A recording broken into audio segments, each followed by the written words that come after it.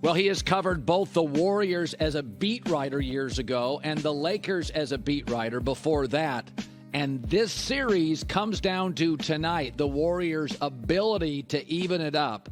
So, you know the Warriors and Lakers ecosystems, Mark Medina, very, very well, an NBA writer. Who's bounced around USA Today. We use them all the time. You know the ecosystem. So when you cover the Lakers, there was some ugliness. When you cover the Warriors, it was mostly really quality basketball. The two organizations, though, one of the richest owners, one of the mom and pop shops. What was the biggest difference between covering on a daily basis? You're at shoot-arounds, the Warriors and the Lakers. Well, I think specifically the time that I covered the Warriors and the Lakers, the biggest difference was night and day. I'm covering the Lakers during their worst stretch in franchise history and Kobe Bryant trying to overcome season-ending injuries. With the Warriors, I'm jumping right into the middle of their championship dynasty. So I think the thing that was just very transparent was that, there's a lot more collaboration, synergy, chemistry. But I think the commonalities of the organizations, there's a commitment to winning. It's about having star players and really good people around them. So even if I didn't have that window of the Lakers championship success, I certainly had the context that, they're only a few years removed from being part of that ecosystem. And now it's almost full circle. Warriors won the title last year. Lakers won the title in the bubble. And now you're looking at this matchup and you think, man, this should be an NBA Finals matchup because of the quality of basketball. So there were the KD Warriors where they stomped people and went in as heavy favorites. Now it's the Warriors with Steph. Steph's older, mid-30s. Everybody's a little older, Clay and Draymond, where their IQ, their resilience, that coaching is winning games. They're not necessarily as good as some of the teams they're beating. Boston last year had them dead to rights after 3 games, and it was just their ability to adapt. So what did you make? We saw them lose game 1 against Sacramento, in a hole against Boston last year. After game 1, I go to the internet, and everybody is like, oh, these are impossible, insolvable, unsolvable matchups size-wise. What did you make of game 1? I made the complete opposite. Look, the Lakers, they made a statement when Anthony Davis, wow, what a moment of growth. 44 minutes. 44 minutes, so much dominance from both the glass and the points. They did what they're supposed to do, but I think the Warriors looked at it as a feel-out game. 2 days removed from Game 7. I think it seems inevitable Warriors win Game 2 tonight, and then it's about moving forward. How do these chess pieces work from both teams, Game 3 and onward? Sign up for a 7-game series. I don't know exactly what's going to happen, but I lean toward the Warriors because of the fact that they have Steph Curry. They have a lot of continuity. The Lakers are starting to establish that identity. Ever since the trade deadline, they've been one of the best teams in the NBA, but it just seems like you never want to bet against Steph, and there's probably more question marks pertaining to the Lakers' health because you just never know with Anthony Davis and LeBron James, his 20th season, then the Warriors. But look, sign me up. It's a 7-game series. It's going to be quality basketball every game, and aside from tonight where I think the Warriors get it, you never quite know what's going to happen. That's what's going to be compelling for this series. So you, as a guy who covered the Warriors, you saw some turbulence with Draymond Green. But Kerr, I really feel in the last couple of years, has doubled down on Draymond. They had their shouting matches early, but as Draymond has aged and as players have aged, it feels like Kerr really now understands how valuable Draymond is. Outside of Steph, he's kind of the soul. When you were there, it feels like Kerr and Draymond, they were kind of like newlywed. The relationship was starting. They appreciated each other, but drove each other nuts. Yeah. That was my interpretation. Yeah, without a doubt. I think when I was there, it was in the middle of, they had already gone through that stage where they know the good, bad, and the ugly. But I was there when the whole KD and Draymond argument happened. I think what was interesting is even though that incident wasn't great and didn't look good and they had to solve things internally, it didn't affect how they played the rest of the season. Kevin Durant was still a dominant player. The Warriors were still a dominant team. And while that incident may have exposed and I think reconfirmed why long-term Kevin Durant was going to leave, I don't think that that's what prompted him leaving. That seemed inevitable from the jump. That I think to Kevin Durant's defense, he felt like he needed new challenges. He already won a championship there. He wants to go elsewhere. And while there might be criticism after the fact of, well, why would than the alternative be teaming up with Kyrie Irving. I totally understood from both sides why everyone felt the way they felt about things. So I think moving forward, you look at Jordan Poole and Draymond Green, their incident, that's not great. But while you don't discount how that may have affected locker room dynamics, Draymond still played at an elite defensive level this year. And Jordan Poole has shown the ups and downs of a typical young player, regardless of what happened off the court. So win or lose, this organization, you could clearly tell by the James Wiseman move where they bailed on a very good young talented player, it's all on Steph's timeline. They're not going to bring anybody in that's not ready to play now. That's why Iggy is a veteran. That's why Wiggins is ready to help. If you look at what they're doing is they bring Gary Payton back. Some deficiencies offensively. This whole year felt like the gap, trying to bridge the gap between Kuminga and Moody and the old guys that needed rest. And they struggled with it. I think if they win or they lose, they are going to try to slowly ask less and less of Steph. And the way to do that is get more front court scoring. So, like if I said to you, they're going to make a big move. Now, they're heavy at guard. Jordan Poole, Steph, Clay, Peyton. They could move a guard. I don't think they'd move Wiggins. He's still twitchy and athletic. Steph and Draymond aren't leaving. I don't believe. But I think win or lose, they are a smart organization. They're going to say, we can't have Steph having to score 33 years old at 36. Give me a move you think would be a possible move. Yeah, it's hard to answer because I think the Warriors leave so many things open-ended. I mean, they chart, and this isn't unique to the Warriors, but it's a window into this question. They chart contingency plans 5 years out, 6 years out, and it's all on possible scenarios. And I think philosophically, talking to Joe Lacob over the years, it's his intent that Steph Curry, Klay Thompson, Draymond Green, they're Warriors for life. But the moment that they seem to be not in the championship picture, he's not going to hesitate to pivot. And so what that means in real time, I don't think it's about championship or bust necessarily this season, but how does the last game of the playoffs look? Yes. And with that, you have Draymond Green. He could have a player option this summer. Klay Thompson, he has 1 year left on his contract. They haven't had extension talks yet.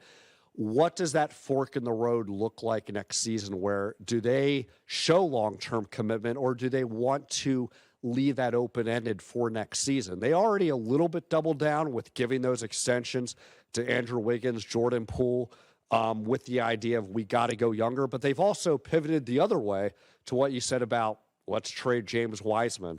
So they still are trying to have it both ways of committing to Steph, committing to the long term with trying to develop young guys on the fly. But I think when it's all said and done, they're always going to tilt toward let's go in on Steph as long as he's still in his prime and producing. And even if he's doing less, he can still produce at a high level. And I think the last point on this, Colin, they're not going to always ask Steph to do the Game 7 Steph unless they need to. And I think that explains why Steph looked different in Game 1. It's about not necessarily saving him. It's not load management during the playoffs, but it's about being smart about how a playoff series goes. So I think it's going to really be fascinating what happens this offseason. It's really going to be contingent on these playoffs, but not so much of championship or bust. So let's pivot to this. Now, J-Mac rolls his eyes at me, but AD, I think, has 1 year left and a player option.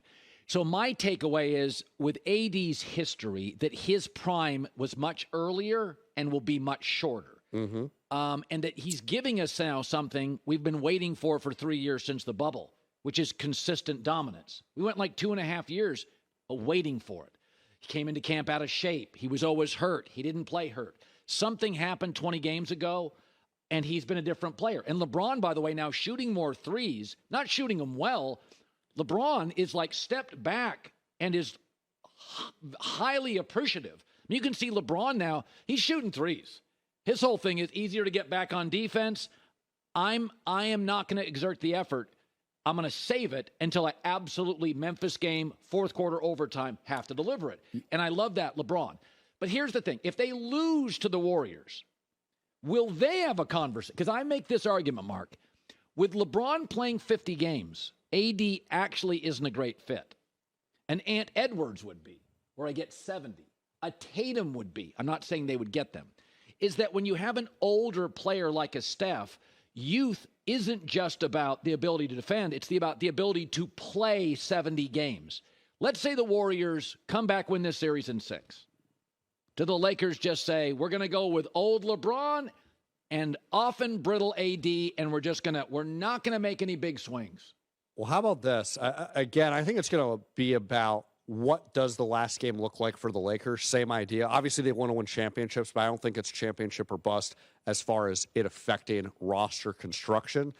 I wouldn't be surprised that win or lose in this series, that they think we're going to run these things back for next season, with the idea that when you look at how they have been since the trade deadline, they've been one of the best teams in the league from a record standpoint, defensively, offensive chemistry, and it really goes down to when they traded Russell Westbrook, some of it addition by subtraction, but they also provide a lot more depth. And think about what that would look like with another training camp and a full season.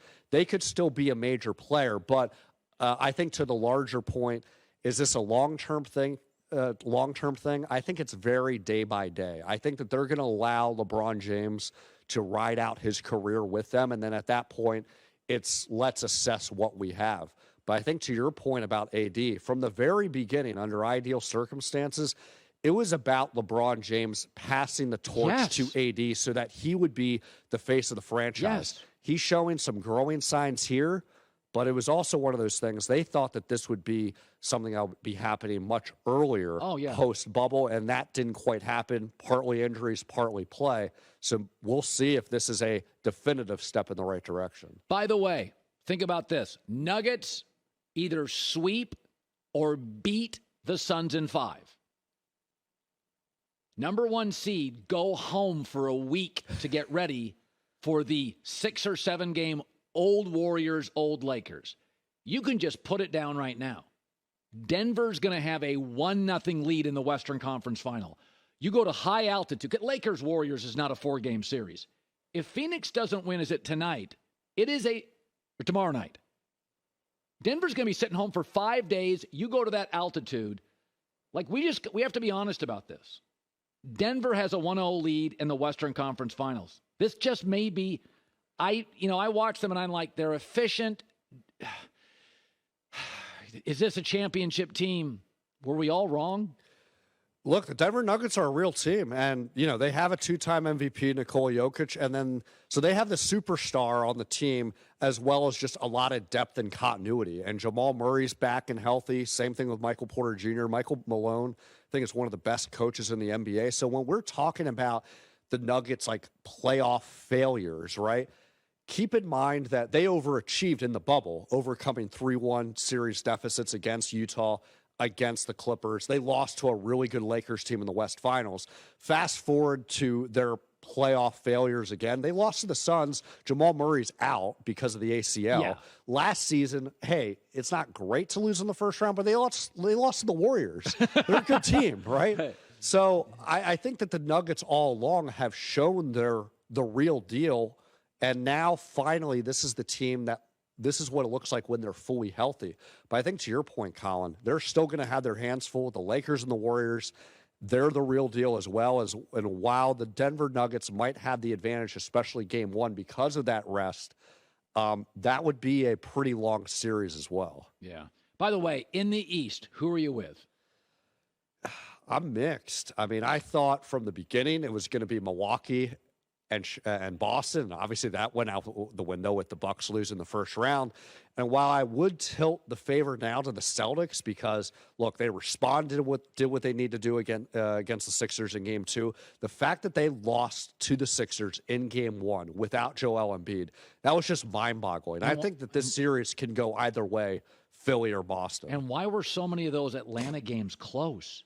Yeah, I mean, look, Trae Young's a good offensive player, but to your point, the Celtics need to put away teams early. And to some degree, this is sometimes the symptoms of a really good team that doesn't feel challenged when you've been to the finals.